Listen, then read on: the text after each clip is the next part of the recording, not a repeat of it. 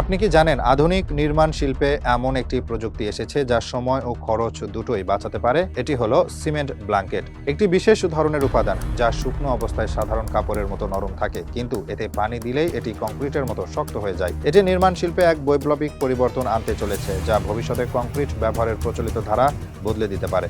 সাধারণত কংক্রিট ঢালাইয়ের জন্য প্রচুর সময় ও শ্রম লাগে। মিক্সিং, ঢালাই, শুকানোর প্রক্রিয়া সম্পন্ন করতে বেশ কয়েকদিন সময় লেগে যায়, কিন্তু সিমেন্ট ব্ল্যাঙ্কেট ব্যবহারে এই সমস্যার সমাধান হয়ে গেছে। এটি দেখতে একটি সাধারণ কাপড়ের মতো, যা সহজেই বহনযোগ্য এবং ভাঁজ করা যায়। কিন্তু মজার ব্যাপার হলো, যখন এতে পানি ছিটানো হয় তখন এটি রাসায়নিক বিক্রিয়ার মাধ্যমে দ্রুত শক্ত হয়ে যায় এবং কংক্রিটের মতো মজবুত হয়ে ওঠে।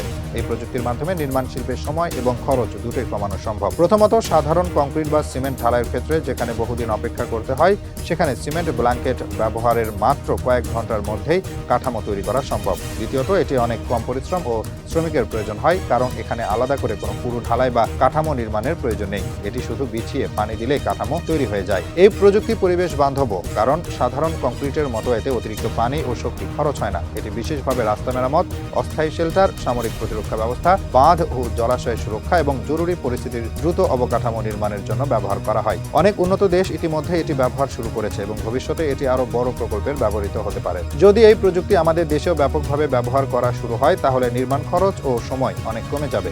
সড়ক, ব্রিজ, বিল্ডিং নির্মাণ বা জলাশয় সংরক্ষণের ক্ষেত্রে এটি অনেক বেশি কার্যকর হতে পারে। আপনি কি মনে করেন ভবিষ্যতে এই প্রযুক্তি প্রচলিত কংক্রিটের জায়গা নিতে পারবে, নাকি এটি শুধুমাত্র বিশেষ কিছু নির্মাণের জন্য ব্যবহৃত হবে?